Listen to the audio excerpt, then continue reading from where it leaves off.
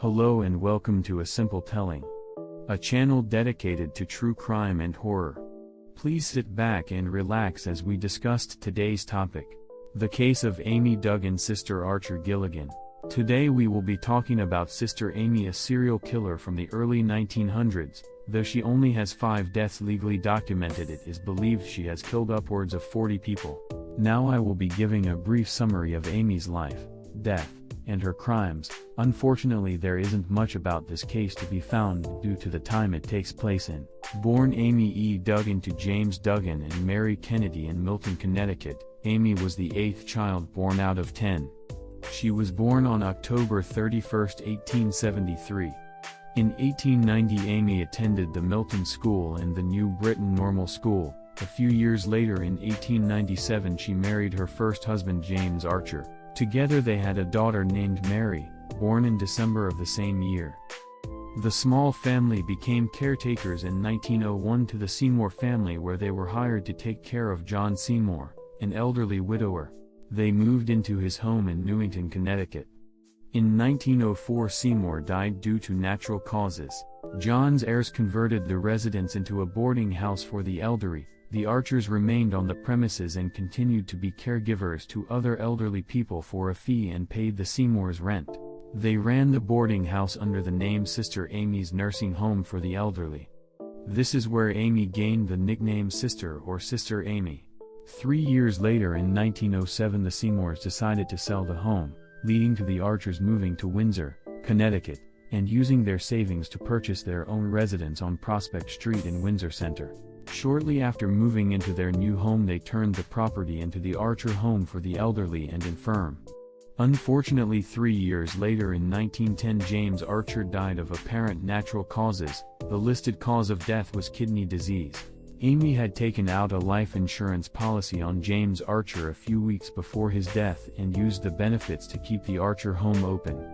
James' death is believed by some to be the first killings of Amy, though it hasn't been confirmed. In 1913, Amy remarried to her second and final husband, Michael Gilligan, a widower and father to 4 adult sons. It is reported that Michael was wealthy and interested in both Amy and investing into the Archer Home. Unfortunately, 3 months after marrying Amy on February 20, 1914, Michael died. The official cause of death was a bout of severe indigestion. Gilligan's death has once again left Amy well off, as in Gilligan's will left his entire estate to her, though it was later revealed that this will was a forgery written in Amy's handwriting. Between 1907 and 1910, 12 residents of the Archer Home died, while between 1911 and 1916, 48 residents died. Relatives of the deceased began to grow suspicious due to the numbers of deaths that happened under Amy's care. On May 29, 1914, a man by the name Franklin R. Andrews, a person in great condition, was doing some gardening when his health suddenly started to decline. He passed later that night. After some time had passed, Andrews' siblings received some letters from their deceased brother and noticed that Andrews wrote about Amy pressuring him for some money, which he eventually gave.